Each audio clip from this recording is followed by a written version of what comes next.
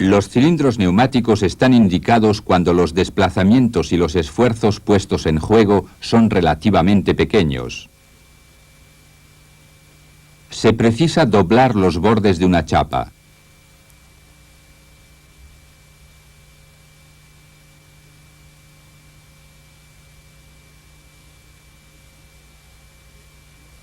El cilindro A efectúa la sujeción de la chapa. Los cilindros B y C efectúan el doblado.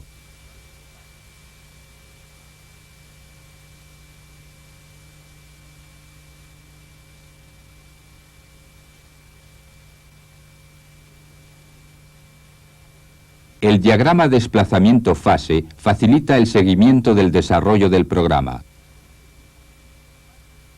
Fase 1. El cilindro A sale y sujeta la chapa. Los cilindros B y C se mantienen dentro. Fase 2. El cilindro B sale.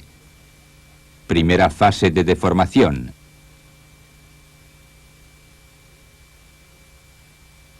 C sigue dentro. Y A sigue fuera.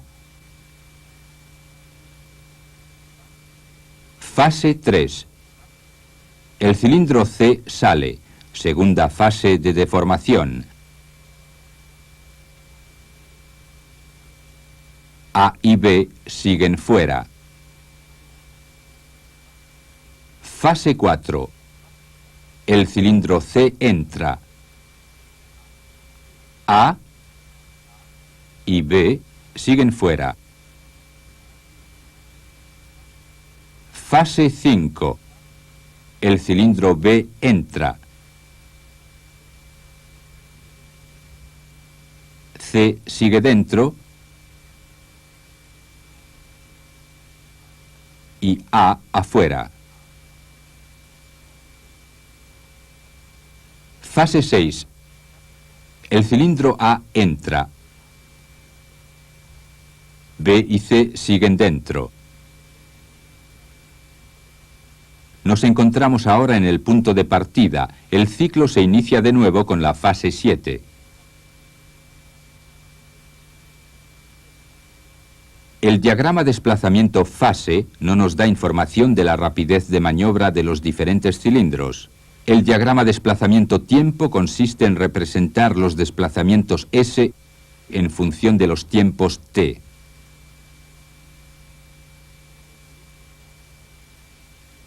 El cilindro A sale rápidamente y sujeta la chapa. El cilindro B sale a continuación lentamente. El cilindro C sale lentamente. Terminada la deformación, los cilindros C, B y A entran rápidamente y en este orden.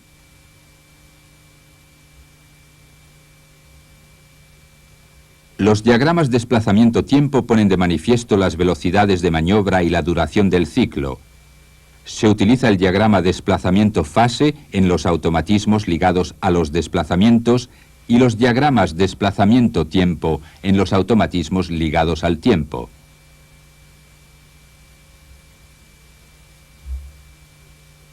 Cuando el programa está ligado al tiempo, se pueden utilizar levas para emitir las señales.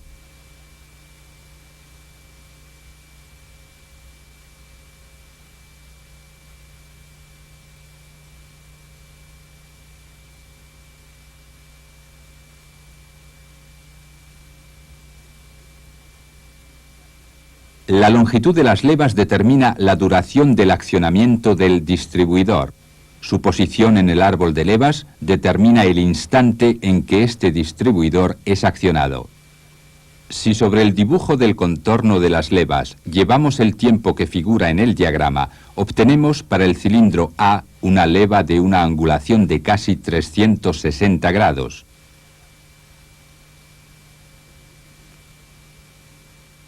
Se deducen de igual forma los perfiles de las levas que mandan a los cilindros B y C de la longitud de las curvas que figuran en el diagrama desplazamiento-tiempo.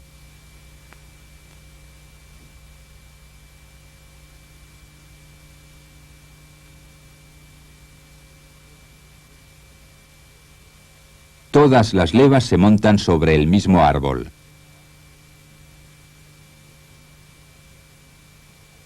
Cuando el accionamiento se hace por una unión motor-reductor, la uniformidad del movimiento de rotación del árbol está asegurada. Pero la ejecución de las maniobras no está controlada. Si por causa de un incidente mecánico cualquiera el cilindro C no puede ejecutar la operación de deformación, el ciclo no retrocederá y la pieza deberá ser desechada.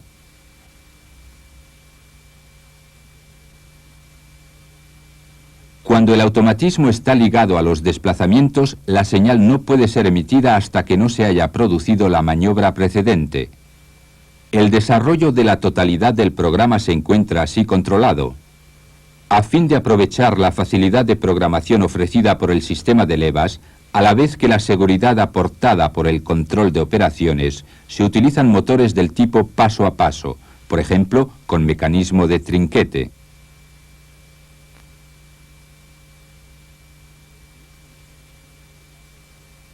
El cilindro motor actúa sobre el árbol de levas y hace progresar paso a paso el soporte del programa.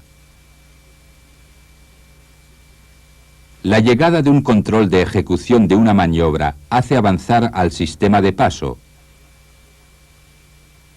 Este control procede de emisores de señal dispuestos en los dos extremos de la carrera de cada cilindro. Puesta en marcha. Maniobra ejecutada. Control de retroceso, representado por un punto blanco. Este control acciona el cilindro del mecanismo de trinquete. Control.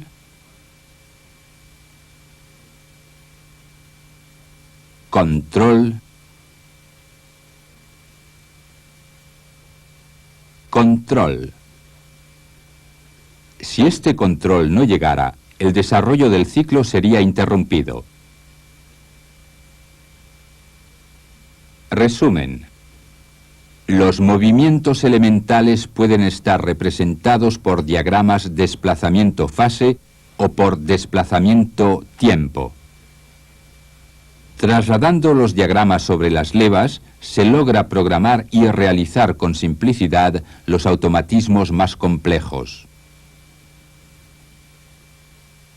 Los diagramas desplazamiento-tiempo se emplean en los automatismos ligados al tiempo y los diagramas desplazamiento-fase en los automatismos ligados a los desplazamientos.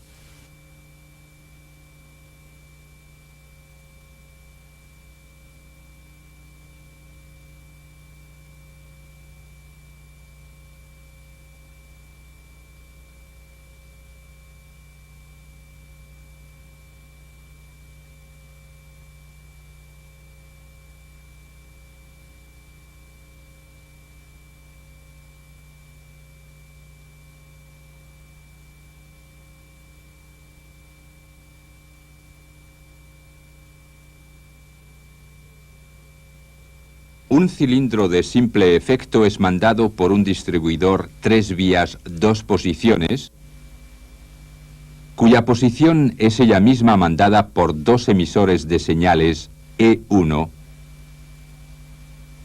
y E2. Ya que la última posición mandada se mantiene aún después de suprimida una señal, se puede decir que el comportamiento del distribuidor es el mismo que el de un registrador. En un circuito del registrador puede ocurrir que las señales E1 y E2 se reciban simultáneamente, en cuyo caso el registrador ya no puede bascular, ya que las fuerzas que tienden a hacerlo funcionar se anulan.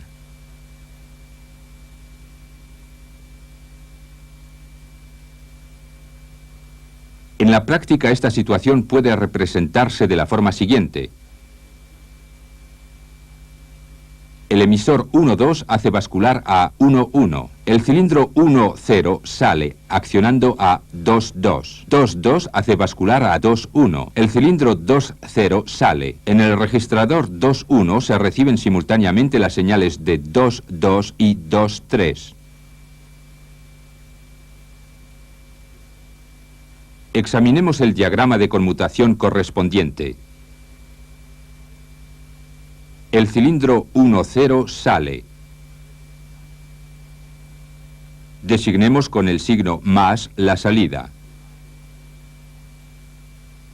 También 2,0 con el signo más.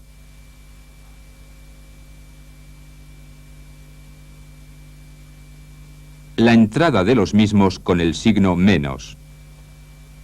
Se comprueba que en el paso 3 del diagrama se vuelve a tener la situación en que las señales 2,2 y 2,3 son antagonistas. Para evitar este fenómeno de bloqueo se recurre a una cascada o a un mando del tipo paso a paso. Funcionamiento de una cascada. Las presiones de mando en 2,2 y 2,3 son iguales, pero la señal 2,3 solo puede ser activa si la señal 2,2 es nula. Para que la señal sea nula, se alimentan los emisores de señales por medio de líneas diferentes. Estas se conectan o desconectan según las necesidades.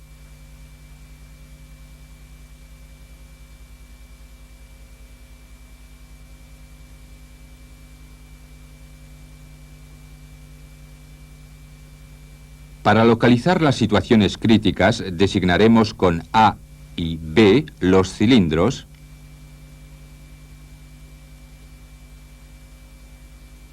y les asignaremos los signos más y menos.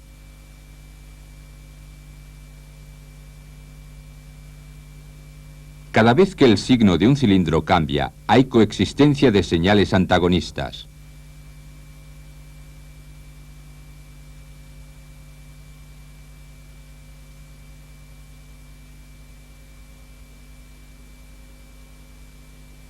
La conmutación de los circuitos de mando se efectúa por medio de un registrador cuyas dos salidas alimentan alternativamente los circuitos 1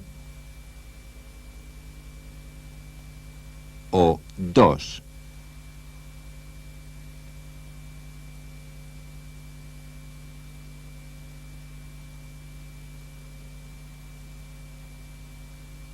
En este ejemplo se puede comprobar que los signos de los cilindros cambian con frecuencia.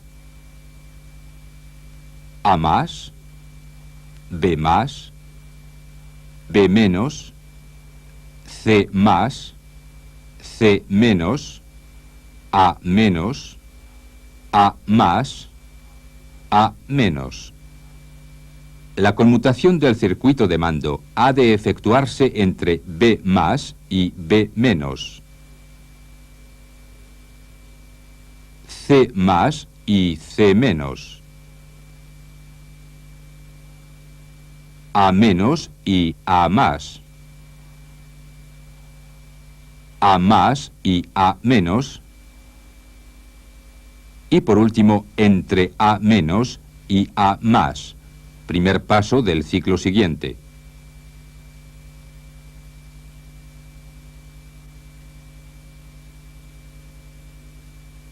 Necesitamos, por lo tanto, 1, 2, 3, 4, 5 circuitos de mando. Su conmutación se realizará por medio de 4 registradores. El número de registradores es igual al número de los circuitos de mando menos 1, ya que el registrador superior tiene acceso a 2 circuitos de mando. La conmutación de los circuitos se efectúa como sigue. Una señal E1 hace bascular al registrador inferior. con lo que pasa aire al circuito 1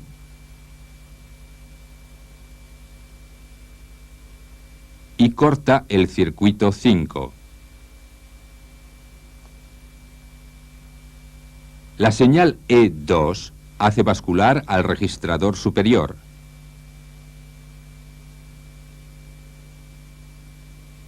Se corta el circuito 1 y se alimenta el circuito 2.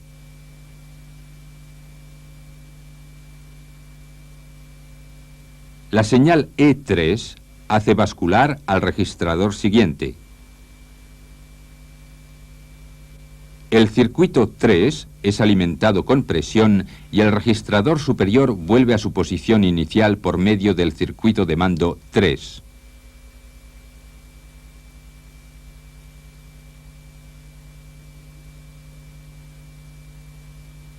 El circuito 2 es cortado.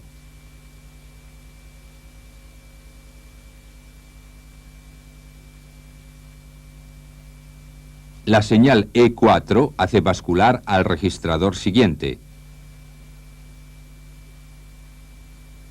Se alimenta el circuito 4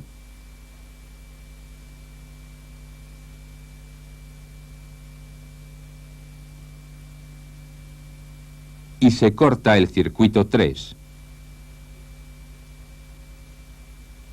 La señal E5 manda al registrador inferior.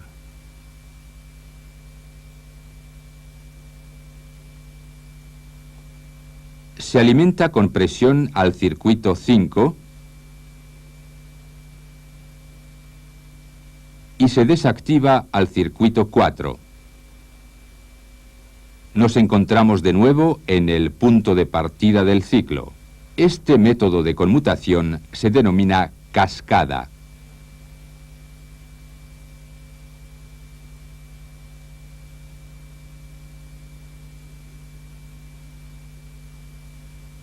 Si en vez de provocar la conmutación a cada cambio de signo, la provocamos sistemáticamente a cada paso, obtendremos un mando del tipo paso a paso. Funcionamiento de un mando paso a paso. En el ejemplo que conocemos de la conmutación de los circuitos de mando, supongamos que deba realizarse un mando del tipo paso a paso. En este caso ya no tenemos, como antes, dos circuitos, sino 1, 2, 3, 4 circuitos de mando. Con este tipo de mando, podremos más adelante modificar nuestro automatismo sin ningún riesgo de ver coexistir varias señales.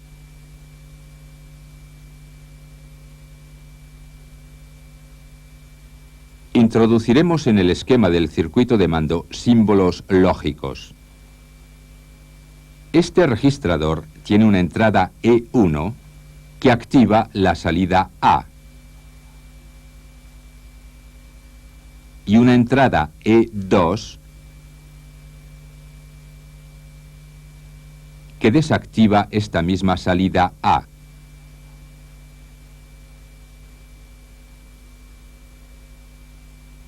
En este tipo de mando se necesitan tantos registradores como pasos haya. Las salidas de los registradores son conectadas a las entradas de los distribuidores 4 vías 2 posiciones.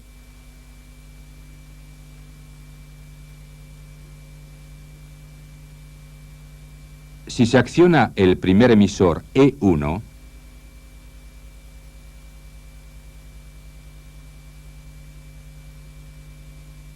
se obtiene la salida A1 del registrador. Esta señal acciona el distribuidor 1,1 y el cilindro 1,0 sale.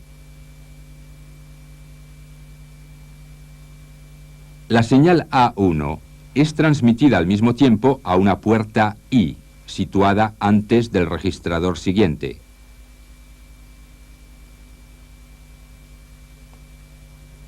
Cuando el cilindro provoca la emisión de la señal E3,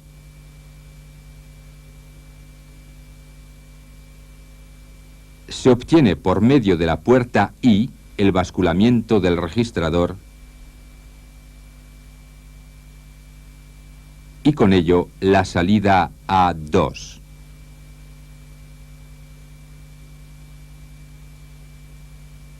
Con la inserción de la puerta I antes del registrador, se asegura que la emisión de la señal sea eficaz solo en la medida en que la señal de preparación procedente del registrador precedente esté ya presente. Se garantiza así el correcto desarrollo de la secuencia.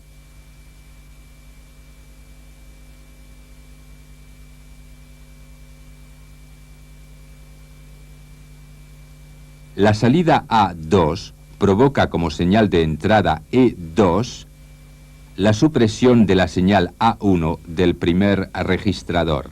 Además, sirve de señal de preparación para el accionamiento del registrador siguiente. El distribuidor 2.1 es basculado. El cilindro 2.0 sale. Al activarse el emisor E5, el tercer registrador bascula. Se obtiene una señal de salida A3 que, por su entrada E4, hace desactivar el segundo registrador. Se prepara la puerta I del último registrador. Se conmuta el distribuidor 2.1.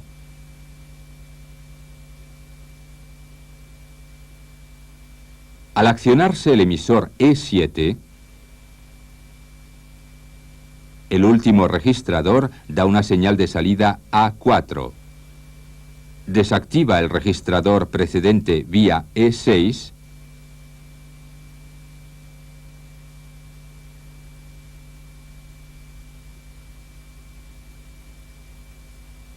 y envía por otra parte una señal al distribuidor 1.1.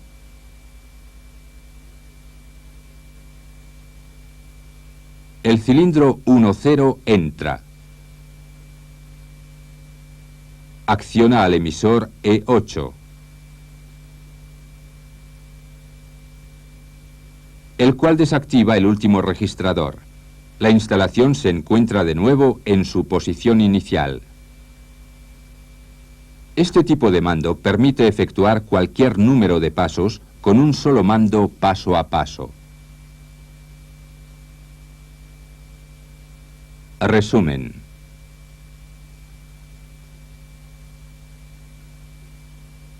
Designando por más y menos los movimientos de los cilindros en el diagrama de conmutación, se obtienen los puntos de cambio de estado de la línea de mando. La conmutación de los distintos circuitos de mando se efectúa por medio de distribuidores montados en registradores. Este tipo de secuencia de conmutación se denomina cascada. Si la conmutación se efectúa a cada paso de funcionamiento y ya no solamente a cada cambio de signo, se obtiene un mando del tipo paso a paso. Estos dos tipos de mando no son muy adecuados para frecuentes cambios de programas, por lo que se designan como programas permanentes.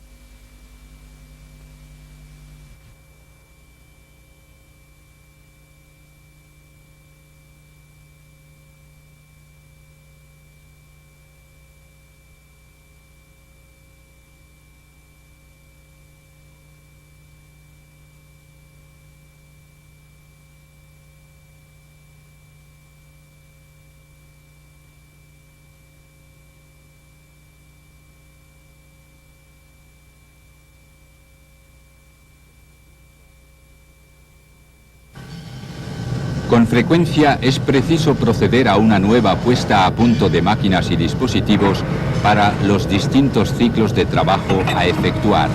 Cualquier cambio exige una modificación del desarrollo secuencial del mando. Los siguientes órganos permiten trabajar con programas variables.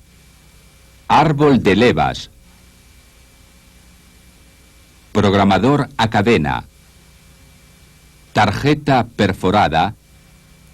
Cinta perforada. Árbol de levas. El elemento portador de programas más sencillo para los programas variables es el disco de levas sobre el árbol de levas, con accionamiento por medio de motorreductor o motor paso a paso.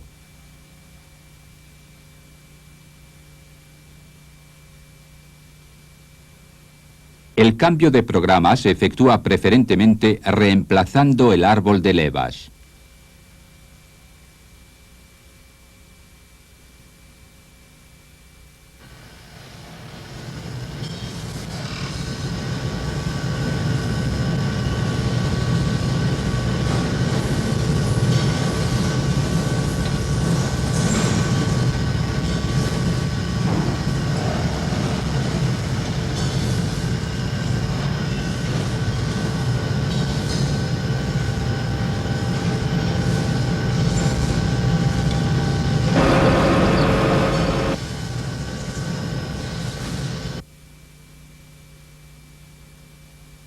Si durante una vuelta es preciso que un emisor emita varias señales, se necesitan varias levas, pero entonces las señales ya no pueden explorarse con seguridad.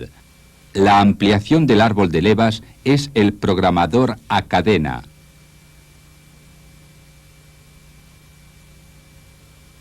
Programador a cadena. En este caso, las informaciones para la emisión de señales se efectúa por medio de levas.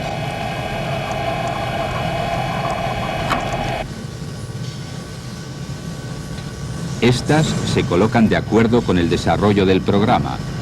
La duración del programa determina la longitud de la cadena y la velocidad de rotación.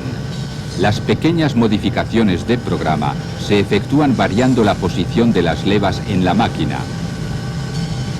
En cambio, para mayores modificaciones de programa, es preciso cambiar la cadena completa.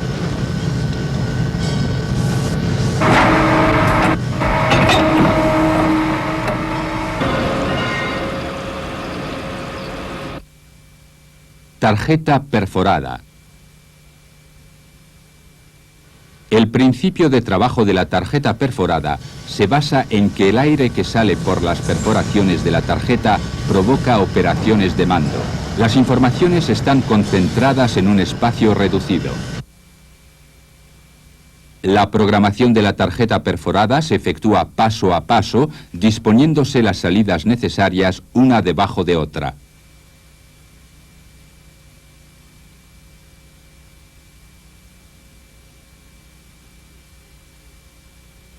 Si en el diagrama tiene lugar un cambio de 0 a L, habrá de hacerse una perforación en la tarjeta. Si la señal L debe mantenerse, la tarjeta se perfora igualmente.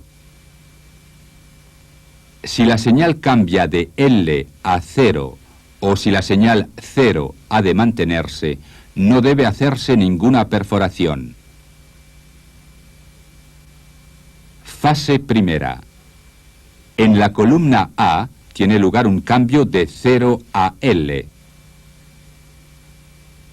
Se hace una perforación en la tarjeta. En la columna B tenemos una señal 0. En la tarjeta no se hace una perforación. Fase segunda. En la columna A se mantiene la señal L. Se hace una perforación en la tarjeta. En la columna B tiene lugar un cambio de 0 a L. Se hace una perforación en la tarjeta. Fase tercera. En la columna A y B se mantiene la señal L. Se hace una perforación en cada columna. Fase cuarta. En la columna A se mantiene la señal L. Se hace una perforación en la tarjeta. En la columna B tiene lugar un cambio de L a 0. Por lo tanto, ninguna perforación. Esto se efectúa para cada fase y salida. Orden de perforación A.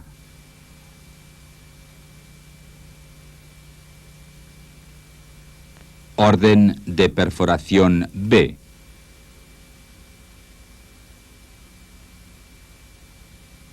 Un rotor reparte el aire para las distintas fases. El movimiento de fase a fase es función de los controles de retorno. Se necesita un canal de alimentación para cada fase. La tarjeta perforada se coloca en el soporte previsto a tal efecto. El aire fluye por esta perforación de abajo arriba a través de una placa de distribución hacia la salida asignada. Para cada salida se ha previsto una placa de distribución en la que para cada fase un conducto lleva a la salida. Por ejemplo, en la placa de distribución C se emite en la fase 2, 4 y 11 una señal de salida. Ya que las señales se emiten a baja presión, estas tienen que amplificarse. El programa queda limitado por el tamaño de la tarjeta. Esta tarjeta, por ejemplo, lleva un programa de control. Este programa permite comprobar el funcionamiento y la estanqueidad de una válvula a distintas presiones de mando y de trabajo y sometida a accionamiento distinto. La exploración de las perforaciones de la tarjeta se efectúa paso a paso.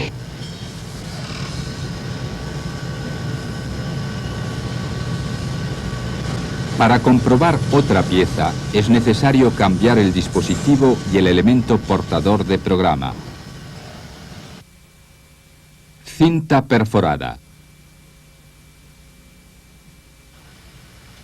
Los ciclos de fabricación pueden tomar una extensión de programa que ya no puede almacenarse en una tarjeta perforada.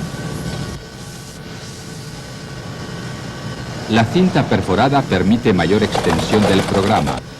Con un gran número de fases que se haya limitado únicamente por la longitud de la banda, la cinta perforada puede controlar simultáneamente hasta 8 salidas. En este caso también, las perforaciones son exploradas con aire comprimido, pero según el principio del tubo Venturi. Es decir, en una boquilla o detector de final de carrera tenemos a la salida una señal 0, mientras el elemento portador de programa explorado presenta una perforación. En la programación, para no tener que invertir las muchas órdenes, o sea, de 0 a L y de L a 0, es más sencillo efectuar la inversión de señales conforme al mando. Tenemos, por lo tanto, que negar la señal. La amplificación puede llevarse a cabo simultáneamente por medio de un elemento correspondiente. Una perforación en la cinta produce una señal 0 en el detector de final de carrera y una señal L a la salida del amplificador. Ninguna perforación en la cinta produce una señal L.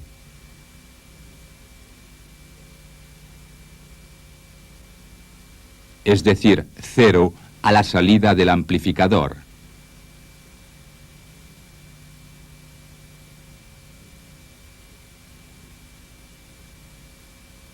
Se exploran 8 canales y la pista de transporte. Si observamos la pista más avanzada, notamos que una perforación produce una señal 0 y que ninguna perforación produce una señal L a la salida del detector de final de carrera. Un dispositivo apropiado presiona la cinta sobre las boquillas del peine de lectura. Ampliación de señal por medio de circuitos lógicos. Las señales de salida pueden multiplicarse por medio de combinaciones lógicas.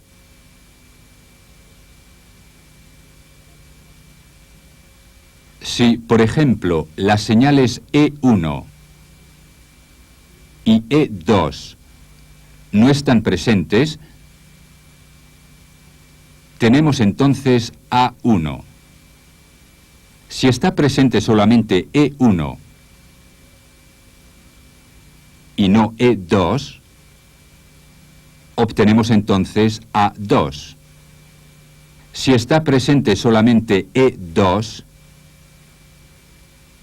y no E1,